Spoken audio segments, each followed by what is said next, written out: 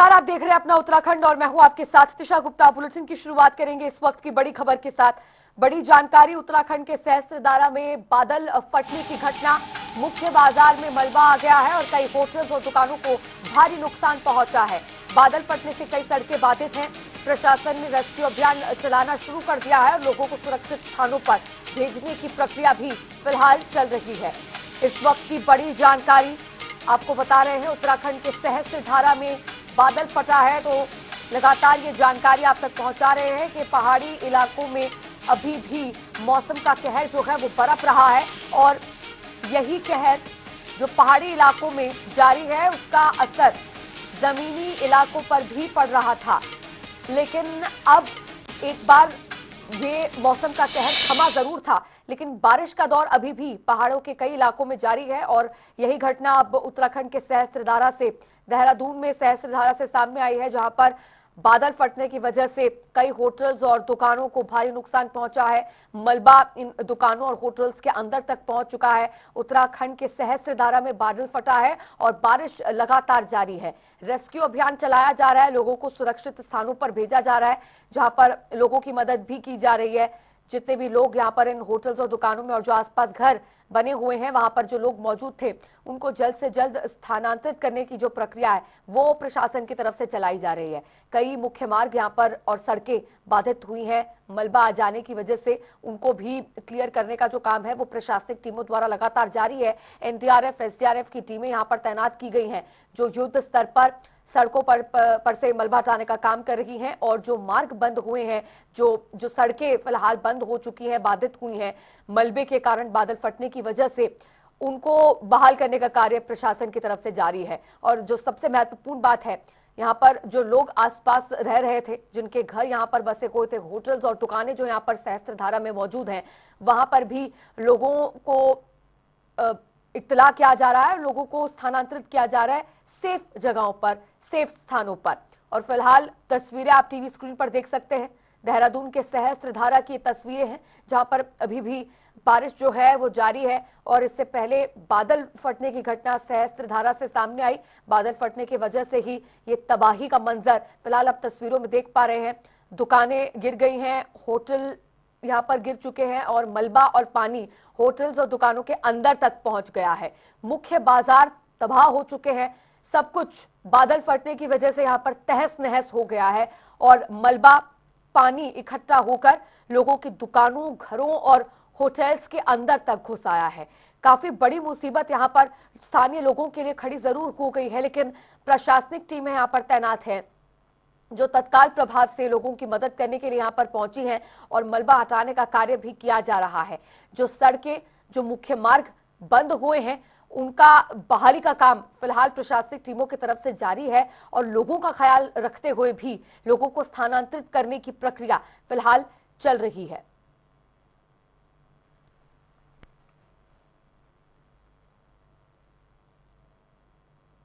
और अब बुलेटिन में आगे बढ़ेंगे। रुद्रप्रयाग से आ रही एक बड़ी जानकारी, जहां पर देर रात से लगातार बारिश का दौर जारी है।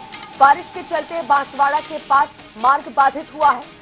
पहाड़ी से लगातार पत्थर गिर रहे हैं और यातायात इसकी वजह से प्रभावित हुआ है। लोगों को सतर्क रहने की अपील भी की जा रही है। तो आपको बता दें कि पहाड़ी इलाकों में और खास तौर पर उत्तराखंड और हिमाचल प्रदेश के कई इलाकों में भी भूस्खलन, बादल फटने की घटनाएं और लगातार हो रही बारिश की वजह से तबाही का मंजर अभी भी जारी है। और अब इससे पहले जो जानकारी आप तक पहुंचा रहे थे, सहस्त्रधारा में बादल फटने की वजह से तबाही मची है, तो वहीं रुद्रप्रयाग में भी कुछ इसी तरह की तस्वीरें जो हैं वो देखने को मिल रही हैं। रुद्रप्रयाग में देर रात से बारिश लगातार जारी है। पहाड़ी से लगातार पत्थर नीचे की ओर आ रहे हैं, गिर रहे हैं, जिसकी वजह से यातायात प्रभावित हुआ है।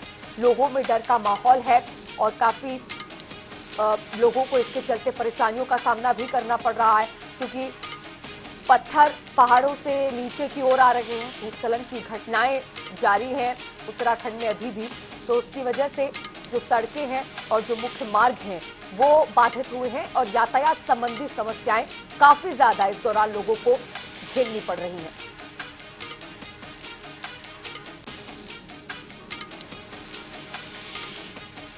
रुद्रप्रयाग से ये बड़ी जानकारी इस वक्त की। इससे पहले सहस्त्रधारा से बड़ी खबर आपको बता रहे थे, जहां पर बादल फटने की वजह से सैलाब आया है, मलबा घरों और दुकानों के अंदर तक पहुंच गया है। तो वहीं रुद्रप्रयाग में भी बीती देर रात से बारिश का दौर जारी रहने की वजह से काफी तबाही मची है। बारिश के चलते बांसवाड़ा के पास मार्ग बाधित हुआ है और पहाड़ों से पत्थर गिरने के कारण लोगों में डर का माहौल है। लोगों को सतर्क रहने की अपील प्रशासन लगातार कर रहा है। तो वहीं आपको बता दें कि देहरादून से बेंगलुरु के लिए नई हवाई सेवा शुरू की गई है। मुख्यमंत्री पुष्कर सिंह धामी ने उद्घाटन समारोह में हरी झंडी दिखाकर नई उड़ान का फ्लैग ऑफ किया। नई हवाई कनेक्टिविटी से यात्रियों को बड़ी सुविधा मिलेगी और ये पर्यटन और व्यापार के लिए भी लाभकारी साबित होगा। उद्घाटन कार्यक्रम में एयरलाइंस के अधिकारी भी मौजूद रहे। सीएम धामी ने कहा कि बेहतर कनेक्टिविटी हमारी प्राथमिकता है और इससे उत्तराखंड में हवाई नेटवर्क और मजबूत होगा। नई उड़ान सेवा से यात्रियों में उत्साह है और आने वाले समय में ये राज्य की आर्थिक गतिविधियों को भी बढ़ावा देगा। प्रतिदिन सीधी उड़ान यहां से प्रारंभ हो रही है। लंबे समय से इसके लिए हम सभी सीधी सेवा चलाने के लिए प्रयासरत थे और ये सेवा न केवल उत्तराखंड और दक्षिण भारत के बीच हवाई कनेक्टिविटी को और सशक्त बनाएगी और मजबूत बनाएगी, बल्कि सभी नागरिकों को भी जिनको यहाँ से बेंगलुरु के लिए आवागमन करना है या वहाँ से यहाँ आना है, उन सभी को अच्छी सुविधा इससे प्राप्त होगी और इससे हमारा टूरिज्म सेक्टर, व्यापार और सामाजिक आर्थिक विकास को भी एक नई आर्थिक गति मिलेगी। हम सभी जानते हैं कि बेंगलुरु भारत का एक प्रमुख आर्थिक और शैक्षणिक केंद्र है, एक बड़ा एजुकेशन का भी हब है और इसके साथ साथ आईटी का भी हब है। इस सेवा के प्रारंभ होने से व्यापारियों को, स्टूडेंट्स को, हमारे टूरिस्ट को और इंडस्ट्री के क्षेत्र में काम करने वाले और साथ में केंद्र सरकार ने उत्तराखंड को वित्तीय वर्ष 2025 से 26 के लिए स्टेट डिजास्टर रिस्पांस फंड के तहत 455 करोड़ रुपए की राशि जारी की है। इसी को लेकर सीएम धामी ने पीएम और गृह मंत्री का आभार व्यक्त किया है, जिससे आपदा प्रबंधन विभाग के सचिव विनोद कुमार सुमन ने बताया कि ये राशि आपदा प्रभावित क्षेत्रों में राहत कार्यों को तेजी से लागू करने में मदद करेंगी। देखिए, जो आपदा के कारण जो उत्तराखंड के आर्थिकी पे प्रतिकूल प्रभाव पड़ा है और जो लॉस हुआ है, उसकी भरपाई के लिए माननीय मुख्यमंत्री जी ने 3 दिन पहले घोषणा किया था 1200 करोड़ रुपए की। उसी के क्रम में कल हमको 455 करोड़ रुपए की किस्त भारत सरकार से प्राप्त हो गई है। इसके लिए माननीय मुख्यमंत्री जी द्वारा माननीय गृह मंत्री जी, माननीय प्रधानमंत्री जी का आभार व्यक्त किया गया है और ये पैसा निश्चित रूप से एक मरहम का काम करेगी आपदा के जख्म के लिए और इससे हम राहत बचाव कार्य में तेजी लाएंगे और बाकी जो पुनर्निर्माण के कार्य है उसमें तेजी लाएंगे। तो वहीं देहरादून में कांग्रेस ने चुनावी धांधली और वोट चोरी के खिलाफ हस्ताक्षर अभियान की शुरुआत की है। 15 सितंबर से 15 अक्टूबर तक चलने वाले इस अभियान का उद्देश्य मतदाता सूची की पारदर्शिता सुनिश्चित करना, फर्जी वोटिंग रोकना है। ये अभियान राहुल गांधी के नेतृत्व में शुरू हुआ है। उत्तराखंड में 5 लाख हस्ताक्षर जुटाने का लक्ष्य रखा गया है और इस अभियान के अंत में सभी हस्ताक्षर कांग्रेस अध्यक्ष मल्लिकार्जुन खड़गे और नेता प्रतिपक्ष को सौंपे जाएंगे। वोटों की चोरी करने का काम भारतीय जनता पार्टी चुनाव आयोग के साथ मिलकर के कर रही है। इसका खुलासा जब हुआ, पूरे देश में कांग्रेस पार्टी के कार्यकर्ताओं ने वोट चोर गद्दी छोड़ का नारा बुलंद किया और वोट चोर गद्दी छोड़ का ये नारा अब आगे बढ़ते बढ़ते एक जन आंदोलन बन रहा है। इस जन आंदोलन के दूसरे चरण में कांग्रेस पार्टी 15 सितंबर से और 15 अक्टूबर तक पूरे देश में हस्ताक्षर अभियान चला रही है। इस हस्ताक्षर अभियान में 5 करोड़ लोगों के हस्ताक्षर करा करके कांग्रेस पार्टी चुनाव आयोग को सौंपेगी। आज उत्तराखंड में भी इसका श्री गणेश कर दिया गया है। हम लोग आज सिग्नेचर कैंपेन या मुख्यालय में हमने जो शुरू किया है, इसको पूरे प्रदेश के 27 के 27 संगठनात्मक जनपदों में और अगली खबर हरिद्वार से, जहां पर पूर्व बीजेपी जिला मंत्री विकास तिवारी को प्रदेश बीजेपी ने शहर मीडिया संयोजक की जिम्मेदारी सौंपी है। नई जिम्मेदारी मिलने पर हरिद्वार में कार्यकर्ताओं ने उनका भव्य स्वागत किया, फूल माला, मिठाई और आतिशबाजी से शुभकामनाएं भी दी। इस दौरान विकास तिवारी ने कहा कि वे संगठन का काम ईमानदारी और निष्ठा से निभाएंगे। साथ ही 2027 विधानसभा चुनाव में पार्टी की मजबूती और सरकार की जनकल्याणकारी नीतियों का प्रचार करेंगे। आज मेरी पार्टी ने मुझे प्रदेश मीडिया सह संयोजक की जो जिम्मेदारी दी है, मैं उसके लिए अपने केंद्रीय नेतृत्व का, अपने प्रदेश नेतृत्व का, जिसमें मेरे प्रदेश के यशस्वी मुख्यमंत्री माननीय पुष्कर सिंह धामी जी, हमारे अध्यक्ष माननीय महेंद्र भट्ट जी, हमारे संगठन मंत्री अजय जी, हमारे लोकप्रिय सांसद आदरणीय त्रिवेंद्र सिंह रावत जी और हमारे स्थानीय विधायक पूर्व प्रदेश अध्यक्ष मदन कौशिक जी सहित सभी नेताओं का धन्यवाद ज्ञापित करता हूं कि पूरी पार्टी ने मुझ पर जो विश्वास जताया है, मैं उनके विश्वास पर खरा उतरूंगा और विश्वास भी दिलाता हूं कि आगामी 2027 का चुनाव हमारे सामने है और मीडिया विभाग की एक बड़ी जिम्मेदारी है। चूंकि सरकार की योजनाओं को जन जन तक पहुंचाने का काम इस विभाग के द्वारा होता है, तो मैं सरकार की योजनाओं को जन जन तक पहुंचाने का काम करूंगा और 2027 में लगातार तीसरी बार हमारी सरकार बने, भारतीय जनता पार्टी की सरकार बने और हरिद्वार जनपद की हर विधानसभा में कमल का फूल खिले, ये संकल्प लेकर के अपने काम को प्रारंभ करूंगा। तो वहीं आपको बता दें कि उत्तराखंड बीजेपी की नई प्रदेश कार्यकारिणी की सूची को लेकर सियासी गलियारों में हलचल तेज है। मुख्यमंत्री पुष्कर सिंह धामी और बीजेपी प्रदेश अध्यक्ष महेंद्र भट्ट के नेतृत्व में बनाई गई इस टीम से प्रदेश सरकार का लक्ष्य साफ नजर आ रहा है। देखिए हमारी खास रिपोर्ट।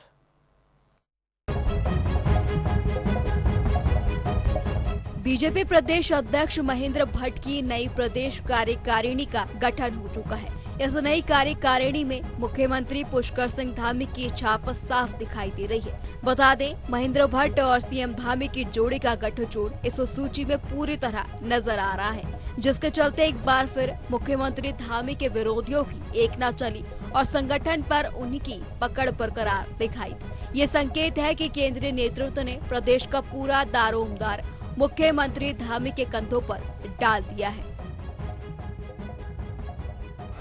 बीजेपी सशक्त संगठन तैयार, उत्तराखंड बीजेपी प्रदेश पदाधिकारी की नई सूची जारी।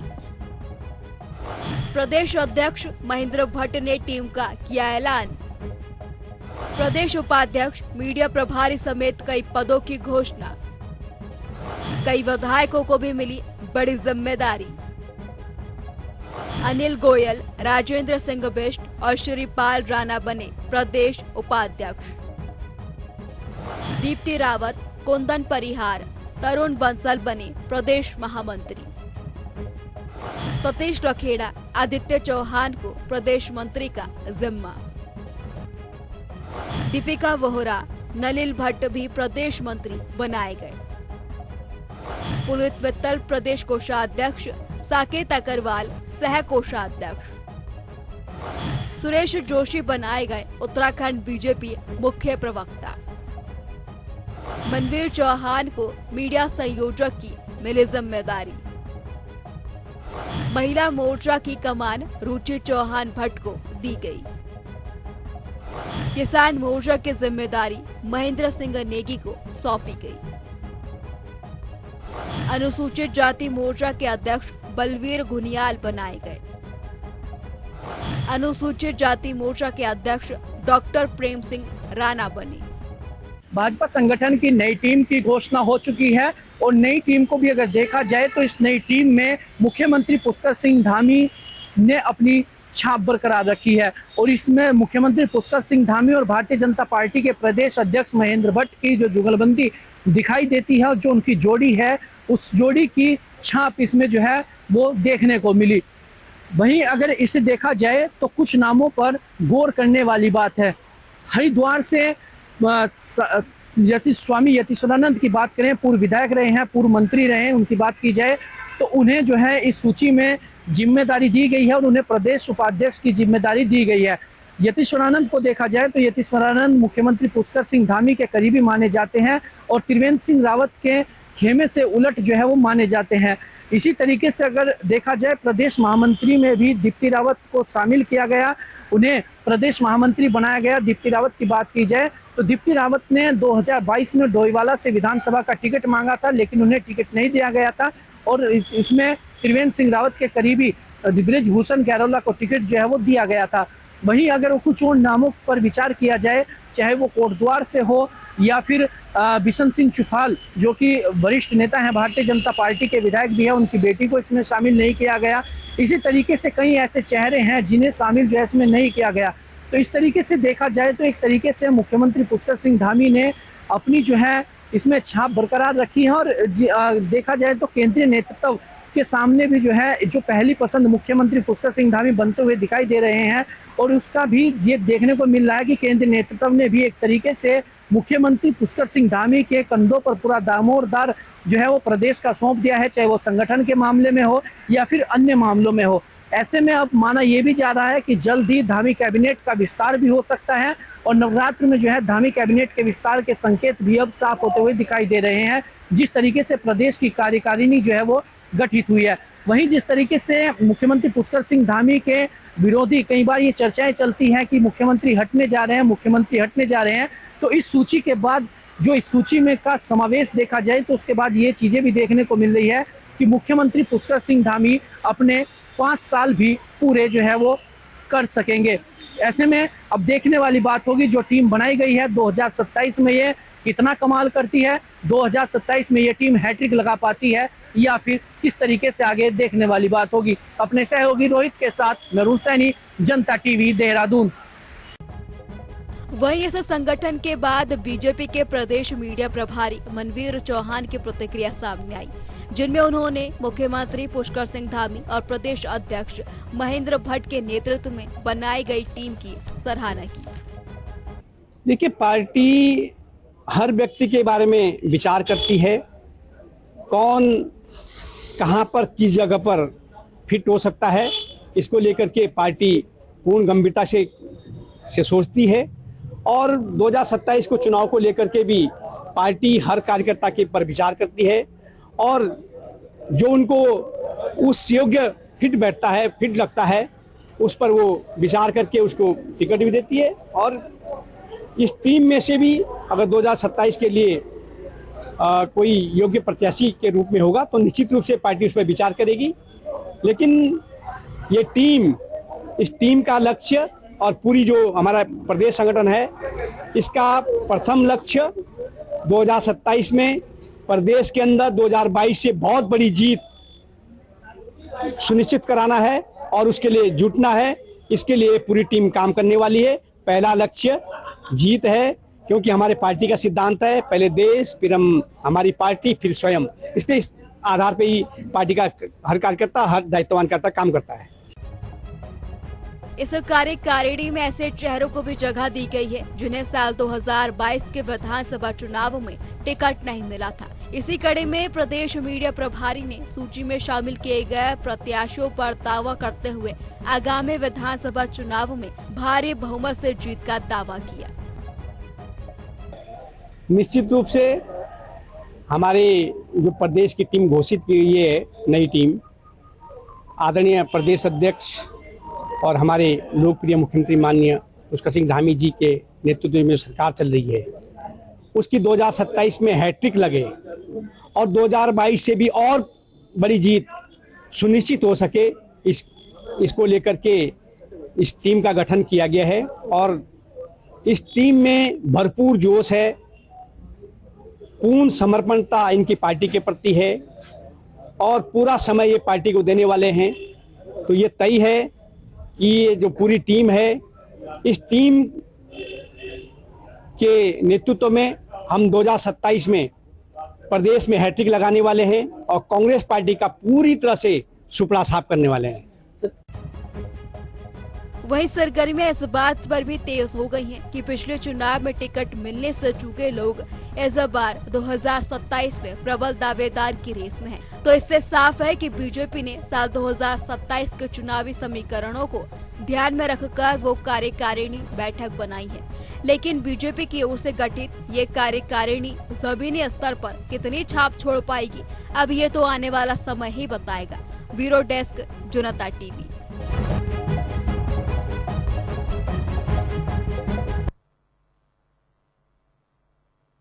और अगली अगली खबर देहरादून से है, जहां पर पटेल नगर क्षेत्र में हरियाणा पुलिस के एसआई पर फायरिंग कर फरार चल रहे आरोपी ने पुलिस दबिश के दौरान खुद को गोली मारकर आत्महत्या कर ली। बता दें कि आरोपी पर धोखाधड़ी और महिलाओं से फर्जी साइन कराने के कई मामले दर्ज थे। तो वहीं अब फरार आरोपी की आत्महत्या के बाद अब पुलिस पूरे मामले की जांच में जुट गई है। एक मुकदमा भी जानलेवा हमले का हरिद्वार में जिंद पुलिस द्वारा लिखवाया गया था, उसकी तलाश में हरिद्वार पुलिस और जिंद पुलिस लगी थी। एक सूचना के आधार पर कि लक्ष्मण चौक क्षेत्र जो हमारा कोतवाली में पड़ता है, यहाँ इसके होने की संभावना, इसको देखते हुए संयुक्त टीम जो है देहरादून पुलिस और जिंद पुलिस और हरिद्वार पुलिस सब बनाई गई थी। उस एरिया की कॉम्बिंग करके एक मकान है जहाँ सस्पेक्टेड उसके छुपने की संभावना थी, जो उसके रिश्तेदार ही लगते हैं, वहाँ पर थी संभावना। और वहाँ जब तलाशी लेने का जब प्रयास किया गया तो पता चला कि अभियुक्त अंदर छुपा हुआ है कमरे के अंदर, और उनके जो रिलेटिव है, जो अभियुक्त के जो रिलेटिव है, उनको बुला करके इनको सरेंडर करने के लिए बताया जाए। और कमरे के अंदर जब पुलिस ने घुसने का प्रयास किया तो पुलिस से घिरा देखकर और आवेश में आकर उसने आत्मसमर्पण न करते हुए खुद को गोली मार ली। क्योंकि मौके का निरीक्षण के बाद और जो समझ घटनास्थल था और फोरेंसिक टीम द्वारा भी इसमें निरीक्षण कर लिया गया, और प्रथम दृष्टया जो जिनके रिलेटिव जिनके घर में छुपा था उनके द्वारा भी संपूर्ण घटनाक्रम को इसी तरह बताया गया। बाकी डेड बॉडी को पोस्टमार्टम के लिए और इस बुलेटिन में फिलहाल के लिए इतना ही। रुक रहे हैं एक ब्रेक के लिए।